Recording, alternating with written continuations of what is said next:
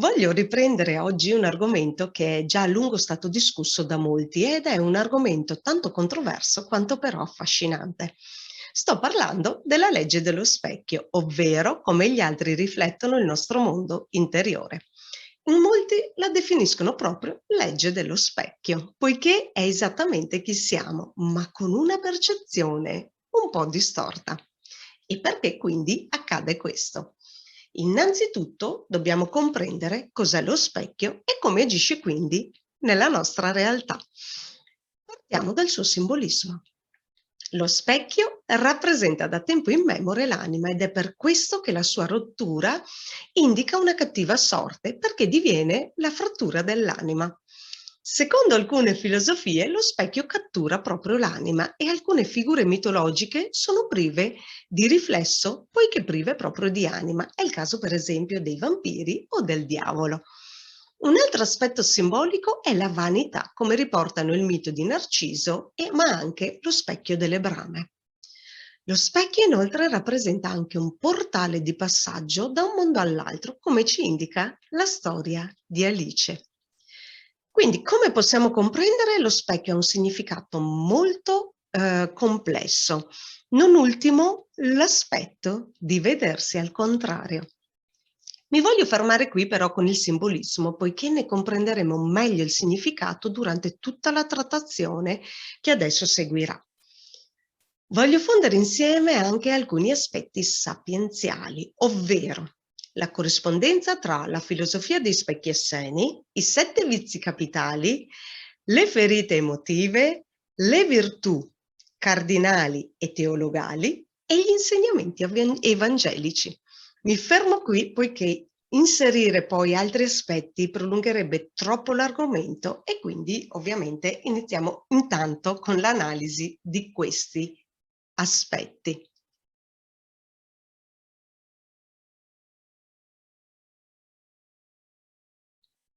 Il primo specchio esseno riflette ciò che siamo nel qui e ora, ovvero in questo preciso istante, non prima là o dopo dall'altra parte, ma solo esclusivamente ora dove mi trovo. È quindi l'essenza di questo momento, cioè il presente, che definisce la consapevolezza di essere vivi e quindi di esistere attraverso l'apparato psicofisico, attraverso la nostra macchina biologica. Ogni persona con cui ci relazioniamo in un momento specifico ci indica la nostra percezione del mondo e lo riflette attraverso le parole che esprime o scrive, attraverso i suoi gesti, le azioni e le reazioni, le emozioni che prova. Tutto questo è l'esternazione del mondo esoterico, che quello quindi esoterico manifesta, poiché l'interiore è invisibile. Le persone che sono nella nostra sfera di coinvolgimento si sono prese l'onere e l'onore di indicarci ciò che è per noi impercettibile, invisibile, muto, ma anche intangibile. Questo ci permette una considerazione importante e fondamentale, ovvero l'inutilità di giudicare gli altri, poiché stiamo giudicando noi stessi. Ma lo facciamo per qualcosa che ci è ignoto. Ecco dunque che quelle persone svelano il celato e la consapevolezza prende quindi il sopravvento. Il riflesso di questo specchio sono le colpe e le responsabilità nostre che attribuiamo e giudichiamo negli altri, poiché li investiamo del ruolo di capro espiatorio per evitare di sentirci colpevoli noi, per giustificare quindi un errore, per rallentare quelle colpe che noi percepiamo. Il capro espiatorio si carica di tutto questo e se ne va nel deserto, ovvero si isola da noi, si allontana. Tutto questo si manifesta attraverso il continuo sospetto, perché se io mi comporto in modo inadeguato, significa che lo fanno tutti. All'ottava bassa rappresenta il vizio capitale dell'ira, la rabbia che fa vedere rosso. Rosso, il colore anche del pianeta Marte, del dio della guerra che spinge a trasmutare l'ira in impeto guerriero, che alimenta il guerriero dello spirito invece di distruggerlo, evitando poi così di alimentare una ferita emotiva di tradimento, mutandola in un talento, ovvero la comprensione. In questo modo il circolo vizioso, vittima che diviene carnefice e viceversa, cessa di esistere per traslare invece in un circolo virtuoso di consapevolezza di sé. La virtù sviluppata è quindi il coraggio. I Vangeli ci indicano un insegnamento straordinario. Andiamo a vedere cosa ci dice Matteo 7, 3, 5. Perché osservi la pagliuzza nell'occhio del tuo fratello, mentre non ti accorgi della trave che hai nel tuo occhio? O come potrai dire al tuo fratello, permetti che tolga la pagliuzza dal tuo occhio, mentre nell'occhio tuo c'è la trave? Ipocrita, togli prima la trave dal tuo occhio e poi ci vedrai bene per togliere la pagliuzza dall'occhio del tuo fratello. Questo primo specchio dunque è il riflesso distorto di chi siamo in realtà. Osservandoci possiamo percepire quel riflesso correttamente.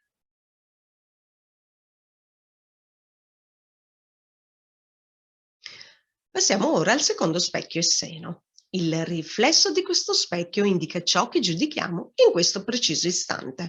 Quando giudichiamo, esterniamo la paura delle nostre potenzialità.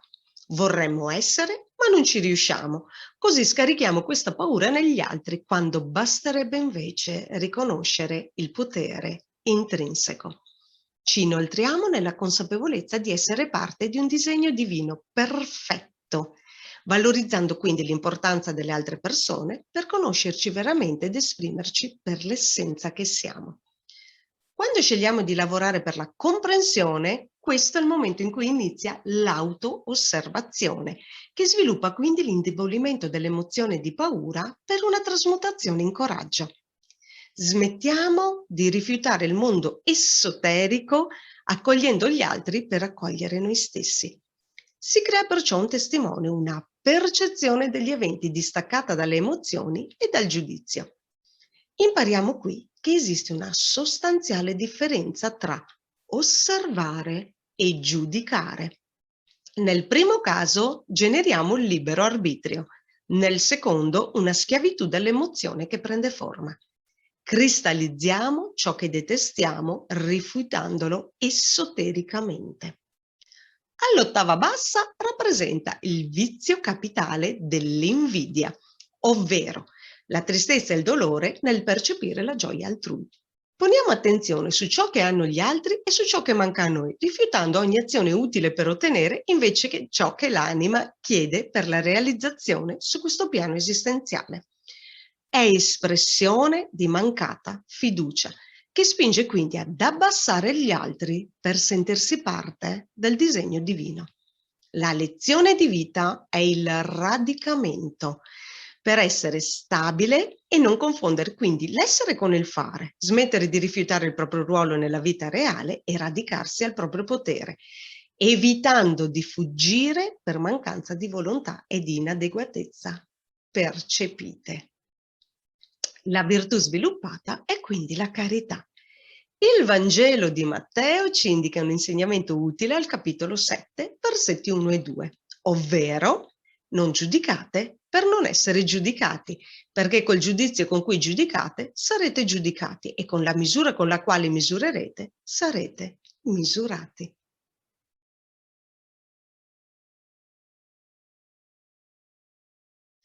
Il terzo specchio esseno riflette il rapporto con le persone che esercitano influenza o manipolazione nella nostra esistenza. In realtà, a un'analisi più profonda, scopriamo che questi individui possiedono ciò che abbiamo perduto nell'arco della nostra vita. Cosa intendiamo però con perduto? Potrebbe essere qualcosa alla quale abbiamo rinunciato per sopravvivere a una specifica esperienza, oppure qualcosa che ci è stato rubato da chi esercita potere su di noi, o ancora qualcosa che abbiamo ceduto come compromesso.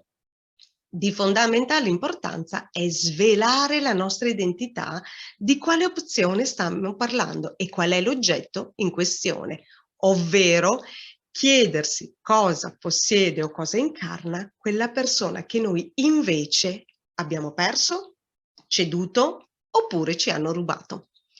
Il riflesso di questo specchio indica il ricordo di una scelta di vita rispetto a un'altra, a quali ritmi siamo sottoposti e quali persone hanno una parte di noi e soprattutto il perché. Un aspetto importante è che questo specchio svela il reale rapporto col partner, ovvero la persona che più di tutte è accanto a noi indicandoci la via dell'evoluzione personale. L'attrazione esercitata dal soggetto è però spesso confusa con l'innamoramento, ma una volta compresa può sfociare in una straordinaria amicizia, un rapporto di condivisione oppure un rapporto lavorativo molto efficace. Tutto questo è indipendente dal sesso del soggetto, poiché al centro sta il messaggio trasmesso. Dovremmo chiedersi anche se quello che se n'è andato ci serve davvero, non per convinzione esterna, quanto per funzionalità ed efficacia nella vita che svolgiamo, perché probabilmente ci è stato tolto ciò che era superfluo, ma che non riuscivamo a digerire. All'ottava bassa è il vizio capitale della gola, ovvero la mania di preferire la quantità alla qualità, che rende però impossibile assaporare la vita senza eccedere in cose, emozioni e pensieri. Noi siamo spinti a ricercare un determinato piacere per evitare un ipotetico dolore. E così giungiamo alla ferita emotiva dell'ingiustizia che si maschera con la rigidità nei confronti dell'esterno, ma anche di se stessi. Togliere questa maschera significa sviluppare fiducia in se stessi prima e poi negli altri, ma anche fede nell'esistenza, comprendendo che la vita va vissuta e non cercata. La virtù sviluppata diviene quindi la temperanza. Ancora una volta il Vangelo di Matteo, al versetto 26-41, ci indica un insegnamento straordinario. Vegliate e pregate per non cadere in tentazione. Lo spirito è pronto, ma la carne è debole.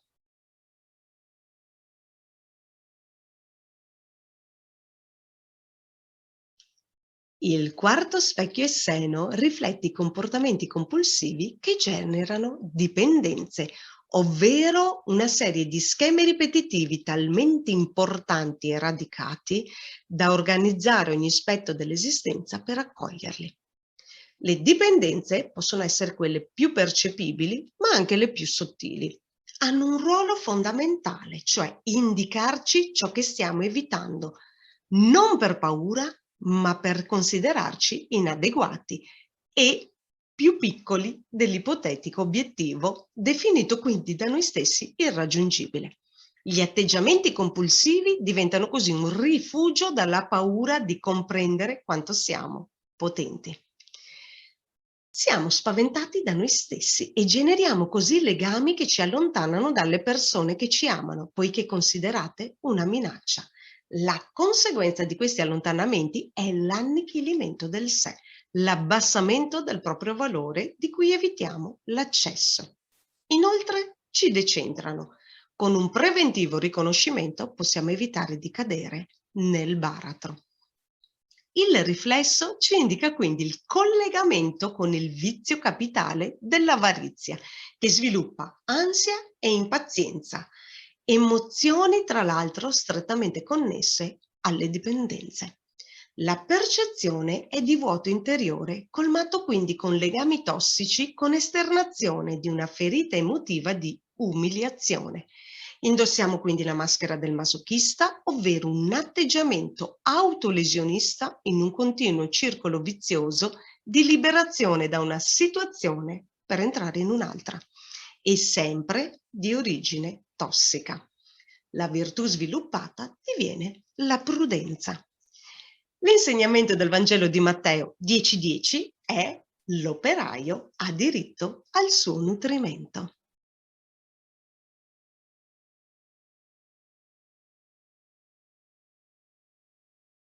Arriviamo al quinto specchio e seno e il riflesso di questo specchio è particolare.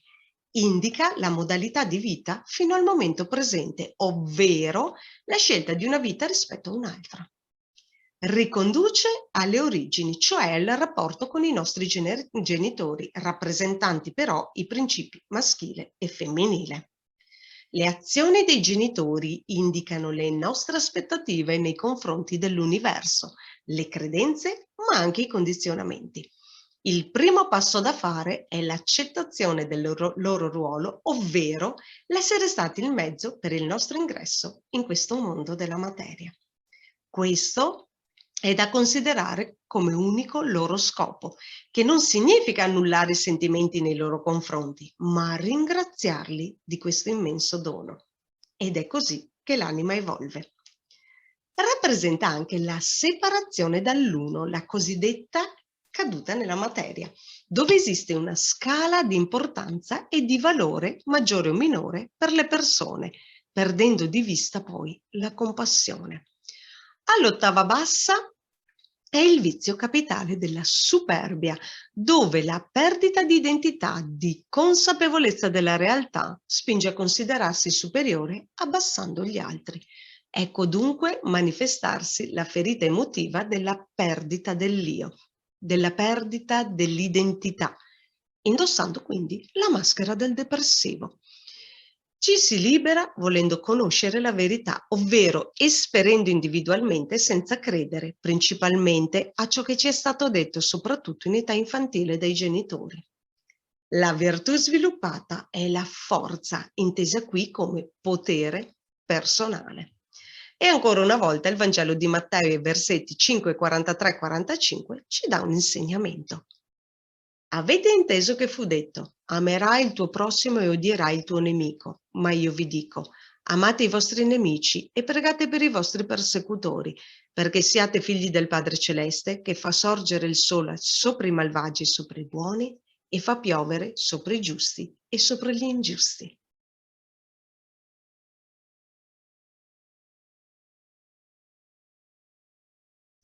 Giungiamo al sesto specchio e seno. Il riflesso di questo specchio è molto affascinante poiché rappresenta l'oscura notte dell'anima. Da un lato l'oscuro spaventa, dall'altro permette di conoscere la luce e in questo modo ci consapevolizziamo sul rapporto con noi stessi. La lezione è che tutto tende all'equilibrio e per mantenere questo bilancio ci vuole un essere particolarmente potente. È così che le sfide difficili, se non addirittura considerate impossibili, si presentano nella nostra vita per ricordarci di quanto siamo potenti essendocene dimenticati, per sussurrarci che noi siamo già oltre quell'ostacolo e abbiamo anche i mezzi per oltrepassarlo. Le grandi sfide richiedono elevati livelli di abilità. Abbiamo un'opportunità enorme di evoluzione. L'oscura notte dell'anima mette a nudo ognuno di noi di fronte alle paure più grandi. Affrontarle aiuta l'apertura del cuore, significa sostituire la paura al coraggio. È la manifestazione degli eventi della vita, un alternarsi di positivo e negativo che si autoalimentano a vicenda. E arriviamo all'ottava bassa al vizio capitale dell'accidia, ovvero la mancanza di cura del sé e di sé, che genera inoperosità, staticità, ma distrugge anche la volontà all'azione utile. Sfocia nella ferita emotiva di disconnessione dall'ecosistema, dall'ambiente fisico ed energetico, portando ad indossare la maschera dell'indifferenza, che deve essere poi trasmutata in una nuova connessione di sé con l'ecosistema, una nuova integrazione. E la virtù sviluppata quindi è la speranza. L'insegnamento che traiamo dal Vangelo di Matteo 16,24 è: se qualcuno vuol venire dietro a me, rinneghi se stesso, prenda la sua croce e mi segua.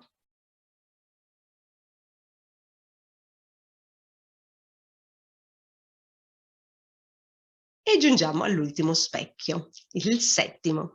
Il riflesso di questo specchio è il rapporto con la perfezione e quindi con l'uno. Tutto è perfetto per come si manifesta. Qualsiasi esperienza, indipendentemente dai risultati, è perfetta per come si evolve. I traguardi stabiliti da altri sono diversi dai nostri, quindi nessun paragone è possibile. Il motto è fare ciò che è nelle nostre possibilità con ciò che abbiamo in questo momento. Questo specchio è il più difficile da comprendere ed è anche il più sottile. Ogni vita è a sé, ogni esperienza è a sé. Una volta che abbiamo compreso questo, siamo in grado di comprendere il disegno divino. È tutto perfetto così com'è, perché così è voluto dal creatore, ma quel creatore che è la nostra scintilla divina. Questo specchio rappresenta la spasmodica ricerca della perfezione, quando la perfezione di noi è in ogni momento. All'ottava bassa, infatti, è il vizio capitale della lussuria, l'esagerazione spasmodica dei piaceri dei sensi con volontà di dominio. Così si genera la ferita emotiva dell'abbandono, con la quale si indossa una maschera di dipendenza, una dipendenza dall'incomprensione dei nostri limiti, e quindi l'unica via di uscita è la connessione col proprio sé. Infatti si abbandona se stessi per dimostrare ciò che non si è, nel tentativo di dominare gli altri, mentre la soluzione è abbandonare gli estremismi per tornare a dominare se stessi. E la virtù quindi sviluppata diviene la giustizia. L'insegnamento evangelico in Matteo 5, 38-39 è: avete inteso che fu detto occhio per occhio e dente per dente, ma io vi dico di non opporvi al malvagio. Anzi, se uno ti percuote la guancia destra, tu porgigli anche l'altra. E con questo concludo questa breve trattazione sulla legge dello specchio, che ovviamente andrebbe ampliata tantissimo. Ogni aspetto di cui abbiamo discusso ovviamente potrebbe rappresentare una conferenza a sé. Fammi sapere cosa ne pensi tu e scrivimi le tue considerazioni e domande qui sotto al video nei commenti. Grazie per essere con me.